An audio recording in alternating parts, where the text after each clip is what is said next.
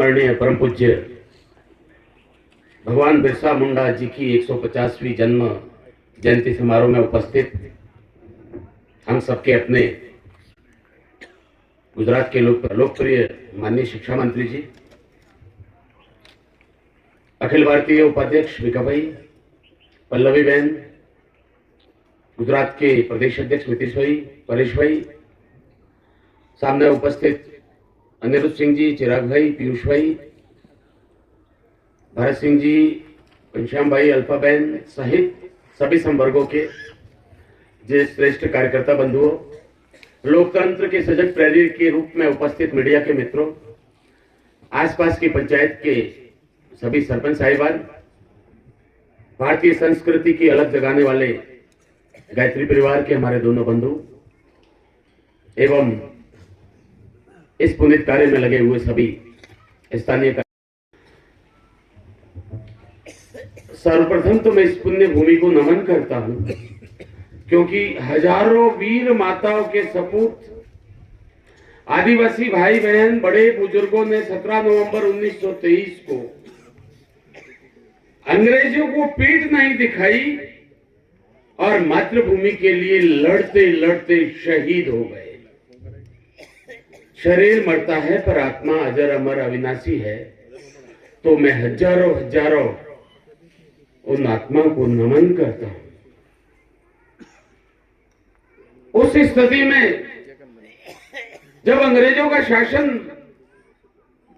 और उसके बाद सारे हथियारों से सुसज्जित लेकिन प्राणों की परवाह किए बिना अपने आप को राष्ट्र रक्षा के लिए समर्पित कर देना कोई सामान्य बात नहीं थी। दुर्भाग्य रहा, हम भारत का स्वतंत्रता संग्राम पढ़ते हैं, जलियांवाला बाग 13 अप्रैल 1919 का उल्लेख है, लेकिन या तो 17 नवंबर, उससे पहले हजारों हजारों हमारे आदिवासी भाई बहन बड़े बुजुर्ग शहीद हो गए, लेकिन उसका उल्लेख जितना होना चाहिए उतना नहीं है। कारण क्या? सूचना एवं प्रचार तंत्र की कमी, दूरस्थ पहाड़ी क्षेत्र और मीडिया प्रबंधन की चाह नहीं, राष्ट्र रक्षा की चाह। इसीलिए कोई कहे कि भारत के स्वतंत्रता संग्राम में विपरीत परिस्थितियों में सबसे ज्यादा योगदान किसका रहा, तो सच में अगर हम इतिहास का अध्ययन करेंगे तो कह सकेंगे कि स्वतंत्रता संग्राम के इतिहास में इसी क्षेत्र में पहाड़ी क्षेत्र के भाइयों बहनों का सर्वाधिक योगदान रहा है। 1857 की क्रांति भी असफल हुई।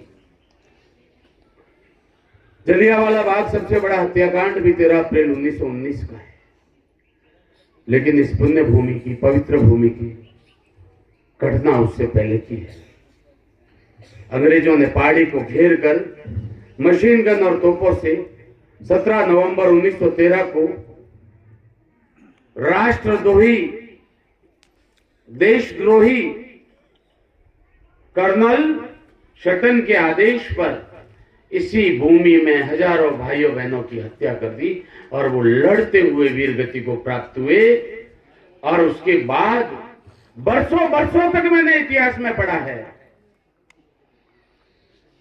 कोई आदिवासी स्वतंत्रता संग्राम के लिए कहीं इकट्ठा होने की बात करता तो यह देशद्रोही अंग्रेज कहते थे, मत होना इकट्ठा, वरना मानगढ़ में हमने जो हत्याकांड किया है ऐसा तुम्हारा हाल कर देंगे। लेकिन फिर भी पीछे नहीं रहे, इसलिए मैं नमन करता हूं। राजस्थान सरकार ने शहीद स्मारक बनाया, दोनों सरकारों का अभिनंदन है, क्योंकि यह होना चाहिए। और मैं तो आभार मानता हूं संघ का कि संघ ने संघ में काम करते हुए वनवासी कल्याण परिषद में भी करा काम, फिर शैक्षिक महासंघ में भेजा, और आज कार्यकर्ता के नाते मुझे इस पुण्य पर भगवान बिरसा मुंडा जी के बारे में बोलने के लिए और रक्त रंजित भूमि के पावन दर्शन का और इसको प्रणाम करने का अवसर प्रदान किया है। यह सामान्य बात नहीं है। बिरसा मुंडा जी का जन्म, वैसे तो भाई साहब ने कविता में सारा वर्णन उनका बता दिया, सूत्र रूप में संकेत कुछ हमें पूर्व वक्ताओं से भी मिला है।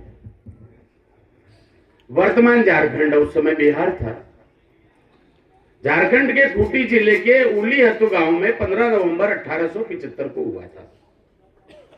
बृहस्पतिवार का दिन था, इसलिए बिरसा नाम रखा। माता का नाम सुगना हाथू था और पिताजी करमी जी हाथू थे। बिरसा जी अलौकिक थे। कईयों के मन में होगा, विचार आ सकता है, हो सकता है आजकल जो छोटी बुद्धि का व्यक्ति है वो सिर्फ खुद के समाज और जाति तक सीमित रहता है, वो भारत माता को अपनी माँ और भारत माता की संतान मानकर हम सब उसके लाल है, ये भाव नहीं रखता है। वह विचार कर सकता है कि ये क्या नाटक है, बिरसा मुंडा जी के आगे भगवान लगा दिया। यह नाटक नहीं है, यह कटु सत्य है।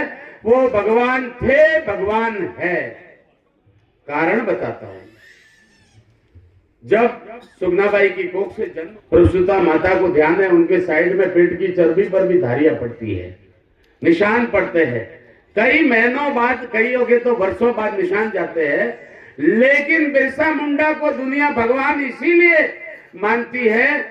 सुगनाबाई की कोख से जब पैदा हुए तो कोई निशान या कोई धारी बिरसा के जन्म के बाद मां के शरीर पर नहीं आई, इसीलिए अलौकिक माना गया। दूसरी बात, उनका एक मित्र बाल्यकाल में पेड़ चराते हुए जंगल में जब जा रहे थे, जोरदार बिजली गिरी, पूरी शरीर पे बिजली, पास में गिरी, पास का पेड़ स्वाहा, घास फूस स्वाहा, लेकिन बिरसा जी के तो कुछ हुआ ही नहीं। यानी पूरी बिजली शरीर पर गिरी, उसके बावजूद भी कुछ नहीं हुआ, तो वह भगवान नहीं थे तो और क्या थे। राम जी ने भी विष्णु अवतार थे, पर खुद को कभी नहीं कहा मैं भगवान था। मर्यादा धर्म का पालन करते हुए, नहीं तो एक फूंक से रावण को उड़ा सकते थे, लंका जाने की जरूरत नहीं थी। कोई नाटक करते तो ये भाई शांति रख, जैसे बिरसा जी ने अंग्रेजों को किया। तब समुद्र ने कहा हाँ मैं पुलिया छो बनता हूं ऊपर, नहीं तो एक तीर से सूख जाता। छठे छाठे समाचित आवश्यकता पड़ने पर ही। तो बिरसा जी बिजली का उदाहरण। तीसरा, कोई भी बीमार पड़ता था तो वो उस क्षेत्र के निःशुल्क डॉक्टर थे, झाड़ फूक कर दिया या सर पे हाथ रख दिया, अगला ठीक। तो यह काम तो अलौकिक शक्ति ही कर पाती है ना, सामान्य व्यक्ति तो कर नहीं पाता। वो भेड़ और बकरियां चराते थे, कभी कुछ गायों का भी अवसर मिलता था। तो आपको सुनकर ताज्जुब होगा, जैसे विष्णु अवतार श्री कृष्ण जी बांसुरी बजाते थे तो सारी गोमाता दौड़ी चली आती थी, उनके बांसुरी पर गोपियां कीर्तन करती थी। वैसे ही भगवान बिरसा मुंडा बाल्यकाल में जब बांसुरी बजाते थे तो बांसुरी में इतने प्रवीण थे, इतने दक्ष थे, भेड़ बकरियां और गोमाता सारी आके चारों तरफ हो जाती थी, बुलाने जाना नहीं पड़ता था। तो आप ही बताओ, तो भगवान थे या नहीं? इसीलिए अगर कोई नासमझ या कोई नास्तिक ये कह दे कि बिरसा मुंडा एक आदिवासी बालक थे और 25 वर्ष की आयु के बाद देहांत हो गया, तो आप डंके की चोट पर कह सकते हैं कि आपका अल्प ज्ञान है। बिरसा मुंडा भगवान थे और भगवान है। विद्या प्रदाता, आचार्य, शिक्षक, भाई बहन होने के नाते असली ज्ञान को बताना हम सबका कर्तव्य बनता है। इसलिए मैंने यह निवेदन किया है। बिरसा मुंडा जन्म से होनहार थे। उनकी प्रारंभिक शिक्षा तत्कालीन बिहार, आज के झारखंड के आमुगानू गांव के जयपाल जी नागगर के एक वहां पर शिक्षाविद थे, उनके विद्यालय में हुई। और जब जयपाल जी बिरसा मुंडा जी से प्रभावित हुए ना, इतने उच्च कोटि के बांसुरी वादक के साथ चित्रकार भी थे, छुट्टी होने के बाद भेड़ बकरी चराने जाते थे तो जंगल में ऐसा चित्र बना देते थे जैसे कोई वास्तव में ड्रामा स्कूल या आर्ट स्कूल का या ड्राइंग स्कूल का कोई बहुत एक्सपर्ट शिक्षक बनाता है। तो जब आमुक गांव के उनके प्रारंभिक शिक्षा के गुरुजी जयपाल जी ने ये देखा तो बिरसा को बुलाया, भगवान बिरसा जी को बुला के पूर्व माध्यमिक की शिक्षा प्रसिद्ध जर्मन मिशनरी स्कूल में लो, तुम बहुत जीवन में आगे बढ़ोगे। बिरसा जी को अच्छा लगा, पिताजी को बताया, माताजी को बताया, दोनों मिले गुरुजन जयपाल जी से, उन्होंने कहा कि ठीक है। गए भगवान बिरसा जी को प्रवेश दिलाने, लेकिन आपको सुनकर बहुत दुख होगा, ये मोहन नहीं कहता, इतिहास गवाह है। जर्मन मिशनरी स्कूल की पहली शर्त यह थी, पहले धर्मांतरित होइए, पहले ईसाई बनो तो ही प्रवेश मिलेगा। बड़े संकट में आए बिरसा जी, क्या करें? तो बोले इनकी मजबूरी के कारण एक बार हम शिक्षा तो प्राप्त कर ले, क्योंकि दूसरा कोई विकल्प नहीं था। तो इनके परिवार को ईसाई मिशनरी ने धर्म परिवर्तन कराया, तब जाकर जर्मन मिशनरी स्कूल में पूर्व माध्यमिक में बिरसा जी का प्रवेश हुआ। अब क्या करें? भाव यह भी था, एक तो पढ़ना है और ये गोरी चमड़ी वाले क्या पढ़ाते हैं, क्या उपदेश देते हैं, यह भी जानना है। दूरदृष्टा थे ना, भले प्रवेश लिया, पाठ्यक्रम पूरा पढ़ते थे, लेकिन उनकी रुचि भारतीय दर्शन और संस्कृति में थी। भले जर्मन मिशनरी स्कूल में गए, उसका कारण बताता हूं। चाइनामा गांव में आनंद पांडे करके प्रसिद्ध वैष्णव भक्त थे, जैसे अपने गायत्री परिवार के दोनों भाई साहब बैठे हैं ना संस्कृति के प्रचार के लिए, तो ऐसे ही चाइनामा गांव में थे। तो बिरसा जी उनके संपर्क में आए, तो क्या बोला आप ताज्जुब करो, 6ठी 7वीं 8वीं में पढ़ने वाले, क्रमशः आगे बढ़ने वाले बिरसा जी क्या कहते हैं आनंद जी को, भारत की संस्कृति महान है, लेकिन हमारे पास ग्रंथ नहीं है। आप हमको वेद के बारे में, रामायण के बारे में, महाभारत के बारे में, हितोपदेश गीता के बारे में बताइए। कितने महान विचार थे बिरसा मुंडा जी के। विषम परिस्थितियां, लाइट नहीं, सड़कें नहीं, पगडंडियां, ऐसी अवस्था, और उसमें एक विद्यार्थी जिसके चॉकलेट खाने के और नाश्ता करने के और घूमने फिरने कूदने के दिन है, वह यह कहता है कि हमें वेद रामायण महाभारत हितोपदेश गीता का ज्ञान बताइए, गीता का ज्ञान समझाइए। अब देखिए कितने उच्च कोटि की स्थिति थी। हम विद्या प्रदाता आचार्य हैं, लेकिन फिर भी कईयों ने वेदों के दर्शन नहीं किए होंगे। गीता के 18 अध्याय का क्या सार है, उसे जीवन में उतार कर हम कैसे जीवन जिए, वह भी हो सकता है सबने नहीं अपनाया हो। महाभारत को भी अगर सीखा होता तो भाई भाई में राम लक्ष्मण भरत शत्रुघ्न सा स्नेह होता, क्योंकि नहीं तो विवाद होता है तो रामायण सी अवस्था नहीं आती है। रामायण पढ़ ली होती, राम जी को राज तिलक पर भरत चरण पादुका से इंतजार, लक्ष्मण बोले भाई कष्ट में है तो मैं साथ चलूंगा, कोई वनवास लक्ष्मण जी को थोड़ी मिला था। उसका परिणाम उस संस्कृति को सीखने की ललक बिरसा जी पाते रहे वैष्णवी भक्त से। लेकिन क्या होता है, रविवार के दिन कई बार मिशन में वहां पर चर्च में लोग प्रार्थना कर रहे थे, और प्रार्थना के बाद आज अभी खड़ा कर दिया ना, मुझे विषय दे दिया बिरसा मुंडा जी, तो वहां विषय दे दिया फादर नोटरेट को कि ईश्वर के राज्य पर आप व्याख्यान दो। और बेचारे वहां पर उपस्थित सभी आदिवासी भाई भी जो जाते थे चर्च में, उन्होंने व्याख्यान देना शुरू किया। और व्याख्यान देते देते एक शर्त रखी, सभी आदिवासी, बूथखेत गांव था, पेनाई गांव था और आसपास के गांव थे कि सब अपनी जमीन मिशन को दे दो, हमारी बेगार करो कराते थे। बिरसा मुंडा जी ने विरोध किया।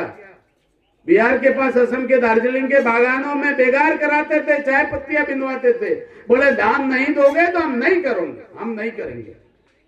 वहां जो अंग्रेजों ने नाटक किया उसको बराबर जम के प्रसादी दी थी। बोले हाँ बेगार तो नहीं करानी चाहिए। उन्होंने कहा नहीं तो आप कराते हो ब्रिटिश अधिकारियों को और मार तो हमको पड़ती है।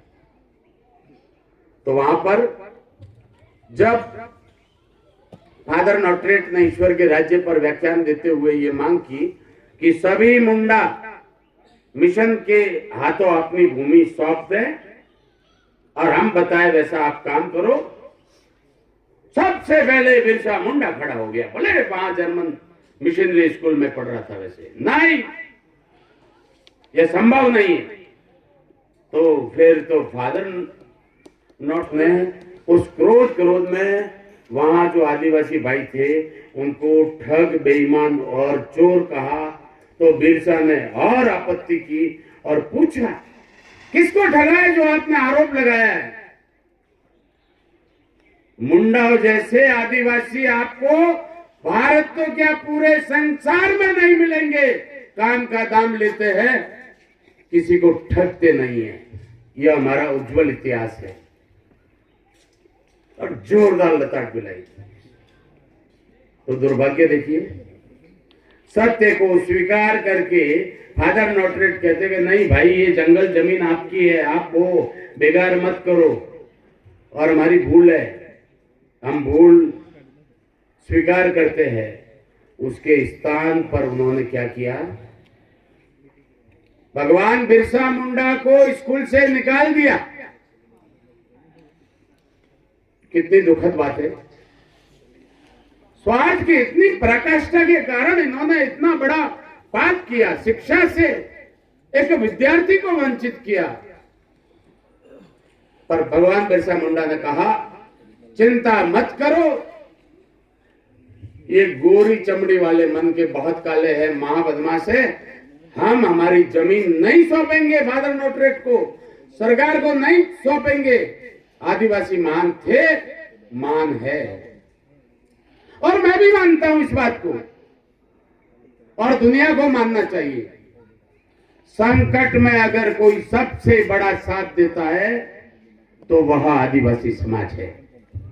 आज से नहीं, आदि अनादिकाल से।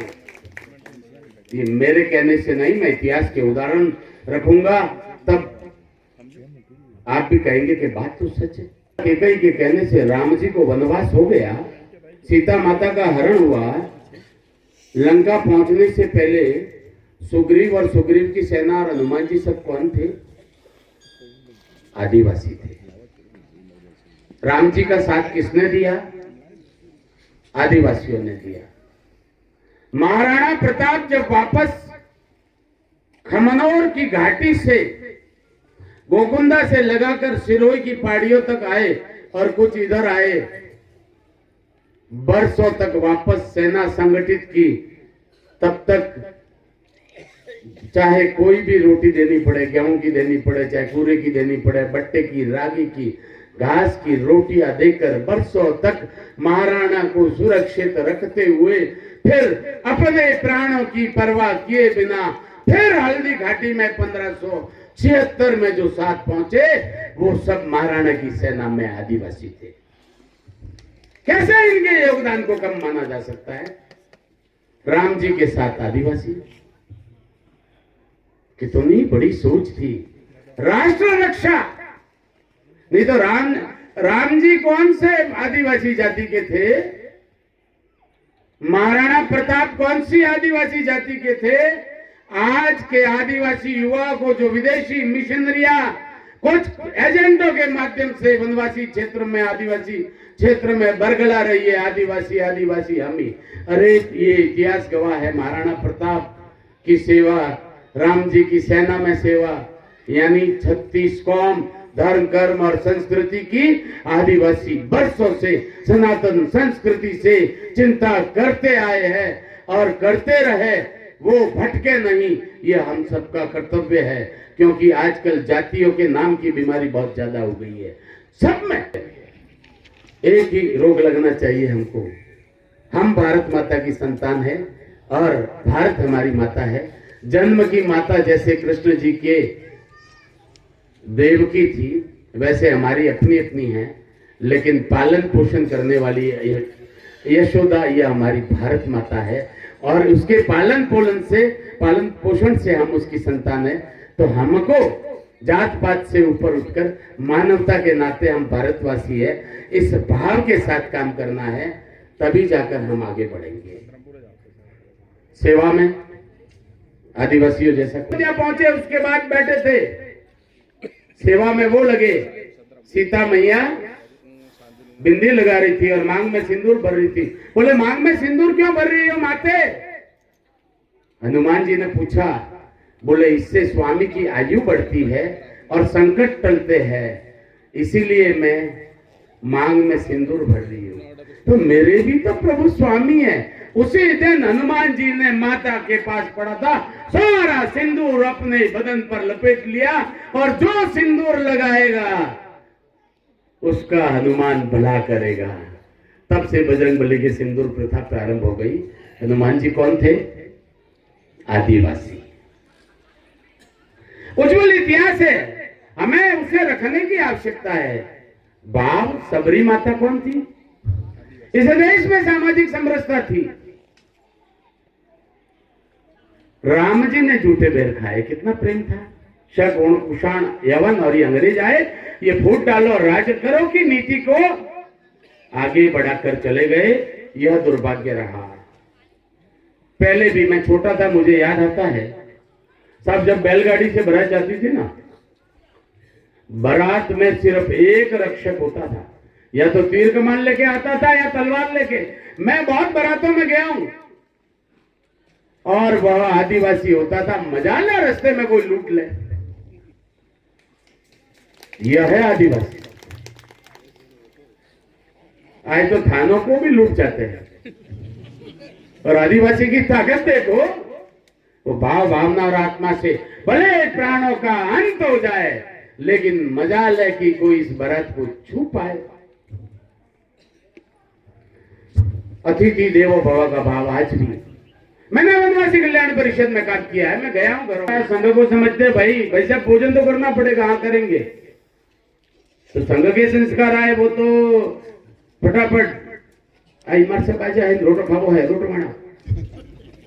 वहां की अपने राजस्थान की भाषा में, साहब को तो सब पता है, राजस्थान को भी बांसवाड़ा डूंगरपुर खूब जाते हैं और संभालते हैं, तो भोजन करते हैं। लेकिन उनके माध्यम से कहीं ऐसे परिवार में पहुंच गए जहां पर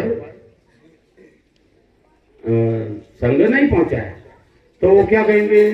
पहला प्रश्न करते हैं, सब किस जाति के? अरे के बुधे हुए, अरे रोटा बनवाना है, पर नहीं नहीं नहीं नहीं भाई बढ़ाएंगे, हेडपंप पे जाएंगे, ताजा पानी भरेंगे और फिर वो लगेंगे। अरे भाई ये करने की जरूरत नहीं है, अपने जो बना है उसमें से ही खाएंगे अपन तो। यानी इतना जबरदस्त भाव, घर जाओ तो कोई भूखे नहीं आ सकता। आत्मसंतोष का भाव बिरसा मुंडा जी ने उपदेश दिए, 12 चेले बनाए उन्होंने। और जो मैं बातें कर रहा हूं ना, ये सारी चल रही है, वो उनकी देन है। आज देखो सबसे अभावों में गुजरात तो फिर भी आगे में जीते हैं, लेकिन फिर भी धर्म कर्म संस्कृति के लिए तैयार। मैं वनवासी विस्तार में गया हूं क्योंकि मेरे घर से 2 किलोमीटर आगे से वनवासी विस्तार शुरू होता है। श्री राम मंदिर निधि संग्रह में मैं सच बता रहा हूं, एक भी ऐसा वनवासी घर नहीं मिला जिन्होंने कम से कम 10 रुपया, बोले साहब 10 तो ले जाओ, कल ही खर्च हो गए, हमारे पास नहीं है, खूब दिया। लेकिन ऐसा एक भी घर नहीं मिला जिन्होंने अपना योगदान नहीं दिया। नहीं तो दिन में कमाते हैं, गरीबी हो तो चटनी या प्याज रोटी खाते हैं, लेकिन उनका भाव कितना उत्कृष्ट है। और मैं तो कहता हूं ईमानदारी से, आज ये सारा वन आपको दिखता है, अटक से कटक, कश्मीर से कन्याकुमारी। वन विभाग भी बना हुआ है साहब राज्यों का और भारत सरकार का। रक्षित भूमि भी है, आरक्षित भूमि भी है, लेकिन इतना बड़ा आदिवासी समाज प्रकृति प्रेमी है, अगर वनों में नहीं रहता होता तो अभी तक तो वन के दर्शन नहीं होते, सब गंजा कर दिया होता। वनों की रक्षा भी आदिवासी करता है, जड़ी बूटियां भी मिलती है। वन हमारा अन्नदाता है। वन है तो हम हैं, वन है तो कल है, ऐसा भाव है। और बिरसा मुंडा जी ने जब स्कूल से निकाला उसके बाद 12 शिष्यों को शिक्षा दी और देते रहे। और कल्पना करो, आज भी शहर का व्यक्ति जहां नहीं पहुंचा है, जिसको संस्कृति का ज्ञान है वो तो मानता है, वरना तुलसी पूजन प्रथा बिरसा जी ने शुरू कराई। गौ माता का रक्षण, नहीं तो ये अंग्रेज तो गौ माता का भक्षण सिखाते, बिरसा जी ने रक्षण सिखाया। गाय को माता मानो, जड़ी बूटियों का ज्ञान दिया, हर पौधा एक औषधि है, ऐसा काम किया। और काम करते करते जब व्याप बढ़ा तो अंग्रेज सरकार ने एक कानून बनाया। क्या कानून बनाया? कि मुंडा और सभी आदिवासियों की जमीन सरकार लेगी और जंगल हमारे होंगे। 1919 में जब जबरदस्त ये क्रांति पूरे बिहार से लगा के सब जगह, हमारे सिरोही जिले में भी ये क्रांतियां होने के बाद साहब लीलूड़ी का बदला, वहां पर शहीद स्मारक बनाया है। और ब्रिटिशों को भागना पड़ता था, देवी माँ को जहां पूछते थे ना, वहां ऊपर उस बड़ से ऐसे भवरे छूटे, आबू रोड से 7 किलोमीटर दूर के ब्रिटिश सरकार को बिल्कुल सुझा के वहां के अफसरों को और सैनिकों को फुटबॉल बना दिया था उन बड़े भवरों और मधुमक्खियों ने। तो जब ये कानून बनाया तो मात्र 20 वर्ष की आयु में बिरसा मुंडा जी ने आदिवासियों का नेतृत्व किया और क्या कहा? जंगल जमीन हमारी है, नहीं देंगे। भिक्का भाई ने वहां की भाषा में बुलवाया था ना, और सामाजिक चेतना का अलग जगाने का काम प्रारंभ किया। और प्रारंभ करते करते अब आप देखो, इतिहास में नहीं मिलेगा पढ़ने को, लेकिन संदर्भ ग्रंथों में और कोलकाता के संग्रहालय में है। कुरुक्षेत्र के विश्वविद्यालय के एक स्कॉलर, उन्होंने उसका उल्लेख किया और सारे तथ्य दिए प्राचीन काल के। 1895 में पुलिस थाने नेतृत्व में आक्रमण प्रारंभ कर दिया। कैसे दे देंगे जमीन और जंगल तुमको? अब देखो, एक 20 साल का युवक आक्रमण करता है। अंग्रेज इतने सशस्त्र सेना से युक्त, लेकिन साहस देखो, और आक्रमण करते हैं। अंग्रेज थर-थर कांपते हैं। अब कैसे भी करके बिरसा मुंडा जी को गिरफ्तार करना है, तो उन्होंने एक बदमाशी की। उस समय 500 रुपए बिरसा मुंडा जी को गिरफ्तार करने पर ब्रिटिश गवर्नमेंट ने इनाम किया। अब आप कल्पना करो, 1895 में 500 रुपए आज के कितने लाख होते हैं, है? क्योंकि बिरसा जी बाहर होने से उनके इंडिकेटर चालू हो गए थे अंग्रेजों के, और उन्होंने अलग ठेठ बिहार झारखंड से लगा के मध्य प्रदेश, छत्तीसगढ़ और यहां तक पहुंचा दी थी। और दुर्भाग्य हमारा देखो, इस देश में जयचंद मिलते ही मिलते हैं। थोड़े पहली बार तो महाराणा प्रताप के साथ भी ऐसा ही हुआ था, उनका भाई उधर था, फिर आत्मबोध हुआ। 500 रुपए के लालच में उसने 22 अगस्त 1895 को बिरसा मुंडा जी को मुखबिरों के माध्यम से सूचना देकर अंग्रेजों को गिरफ्तार करवा लिया। 2.5 साल जेल में रहे, 2.5 दिन नहीं, 2.5 महीने नहीं, 2.5 साल तक जेल में रहे। लेकिन जेल से संदेश भेजते रहे, आंदोलन चलता रहा, अंग्रेजों का जीना आराम हो गया और हर गांव में ये अलग जगह दी, बिरसा को छोड़ो वरना अंग्रेजों मरने के लिए तैयार रहो।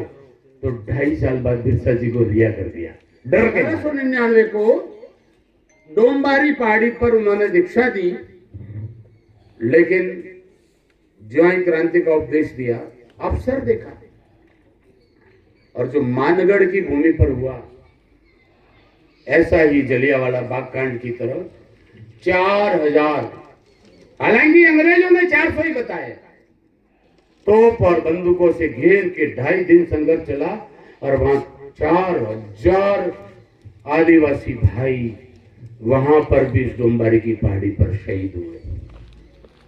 अब आजादी के इतिहास में स्वतंत्र भारत होने के बाद, और वो भी 4 लाइनों में जलियांवाला बाग और जनरल डायर की खूबकरतूत, जिसको उधम सिंह ने लंदन जाके मार दिया, उसे पढ़ाया। लेकिन ये डोंबारी का, मानगढ़ का ये जो इतिहास, कुछ छोटा है क्या?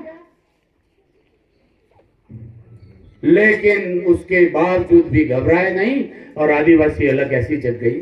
गांव गांव में बिरसा जी द्वारा दिया क्रांति का अलग ऐसा भयावह रूप ले लिया कि अंग्रेज तो दिखे तो इंडिकेटर चालू हो जाते थे उनको। लेकिन फिर अब अंग्रेजों ने कहा अब तो एक ही विकल्प बचा है, बिरसा रहा तो हमको भारत से भागना पड़ेगा।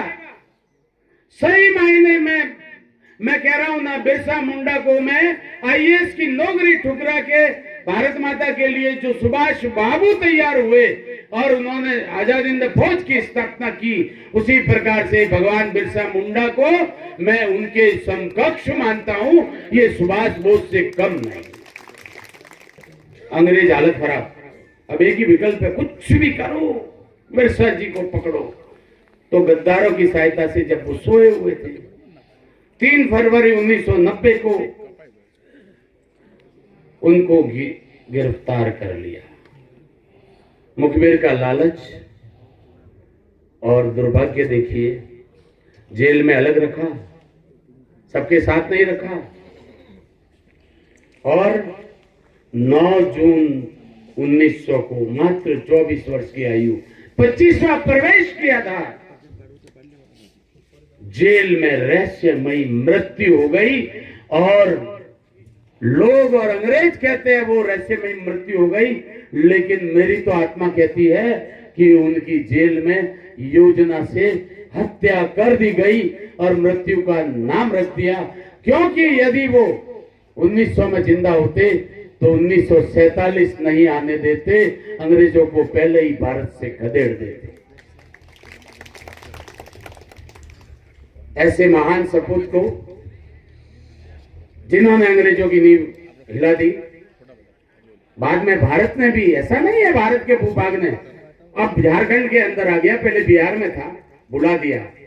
15 नवंबर 2000 को केंद्र सरकार ने झारखंड राज्य बिरसा मुंडा जी के जन्मदिन पर बनाया। इसके लिए भारत सरकार का आभार है। उनके गौरवपूर्ण उपदेश यही थे, सूत्र रूप में कहा जाए तो आदिवासियों को अपना अतीत जिंदा रखना है, अपनी संस्कृति जिंदा रखनी है, भारत और भारतीयता जिंदा रखनी है, तुलसी माता का पूजन करना है, गौ माता का रक्षण करना है। हर छोटे छोटे पहाड़ों के बीच में भी अवसर मिले तो तालाब में मिट्टी भर गई, उसको बाहर निकालना है। और इतना उज्जवल इतिहास है। 2011 की जनगणना के अनुसार 8.6%, 10 करोड़ 82 लाख वनवासी समाज भारत में है। लेकिन उन्होंने भगवान बिरसा मुंडा के उपदेश को मानकर अपना जीवन यापन किया है, कष्टों में जी रहे। अब सड़कें हुई है, पहले तो पगडंडियां थी, पीने के पानी के लिए भी कई किलोमीटर तक जाना था, और अनाज तो फसल अच्छी हो तो मिलता था, वरना जंगल में कंदमूल खाकर हमारा आदिवासी परिवार, आदिवासी भाई बहन जीवन यापन करते थे। लेकिन मुझे गर्व है आदिवासी समाज पर, इतने अभावों के बावजूद भी मैं आपको एक बहुत महत्वपूर्ण बात बता रहा हूं। भारत में जो सबसे बड़ा आलसी और कामचोर निकम्मा है, उसको अपने गांव, अपने शहर में भीख मांगने में शर्म आती है। इधर का उत्तर में गया, उत्तर वाला दक्षिण में गया, पूर्व वाला थोड़ा 500 किलोमीटर दूर गया, भिखारी बना भीख मांग के जीवन यापन करता है। लेकिन हमें गर्व होता है करीब 11 करोड़ आदिवासियों में से पूरे भारत में एक भी भिखारी नहीं मिलेगा। इसीलिए मैं आदिवासी माता बहनों को, वीर पुरुषों को और उनके बड़े बुजुर्गों को और भगवान बिरसा मुंडा को प्रणाम करता हूं। भूखे मर जाएंगे, आखी नहीं तो आधी रोटी खाएंगे, प्याज नहीं तो मिर्ची से काम चलाकर जीवन यापन करेंगे, लेकिन धर्म, कर्म और संस्कृति की रक्षा के लिए सदैव आगे रहेंगे। उसका उदाहरण शिक्षा मंत्री जी स्वयं भी तो हमारे बीच है, सरदार भाई स्वयं भी तो हमारे बीच है। राष्ट्र आराधना में कितने तल्लीन है। भारत माता के वीर सपूत बनकर भारत माता के लिए, भारत माता के वीर 50वीं जन्म जयंती खाली भाषण से काम नहीं चलेगा मेरे भाइयों बहनों। असली सार्थक तो तब होगी जैसे मजबूरी में जर्मन मिशन स्कूल में पढ़ने के लिए ईसाई धर्म स्वीकार करना पड़ा था, लेकिन उस समय तो अंग्रेज राज थे और पढ़ना था। अब कोई मजबूरी नहीं है। भोले भाले आदिवासी भाइयों को सेवा के नाम पर बरगला के जिन्होंने अभी धर्मांतरित किया है और भारतीय संस्कृति के विरुद्ध है, उन भाई बहनों को योजना से सूची बना के, मित्रता निकटता रख के, रक्षाबंधन पे जाके, दीपावली पर जाके, सुख दुख में जाके उनकी वापस धर्म वापसी कराओगे तो मेरी आत्मा को बहुत प्रसन्नता होगी। आदिवासी समाज, लेकिन वेतन में खर्चा ज्यादा हो जाता है। हम विद्या प्रदाता शिक्षक भाई बहन हैं। बिरसा मुंडा जी के सपनों को साकार करना है तो व्यसन मुक्ति अभियान में भी हमारी भूमिका रहनी चाहिए। राष्ट्रभक्ति का भाव भरने में हमारी भूमिका रहनी चाहिए। तब हमारा शिक्षक के नाते जीवन सफल है और हमें लगेगा कि 150वीं जन्म जयंती मनाना सार्थक है। अंत में मैं यही कहूंगा, हम भारत माता को भगवान बिरसा मुंडा की तरफ ब्रह्म वैभव पर पहुंचाने हेतु सतत कार्य करते रहे। एक बार पुनः आप सबका अभिवादन करते हुए पुण्य भूमि और इस शहीद अजर अमर अविनाशी आत्मा जो राष्ट्र के लिए यहाँ शहीद हुई, उनको नमन करते हुए, आप सबने धैर्य से सुना इसलिए आपका आभार प्रकट करते हुए, माननीय शिक्षा मंत्री जी को सुनने को आतुर मोहन अपनी वाणी को विराम देता है। आप सबको प्रणाम करता है। जय भारत, जय संविधान।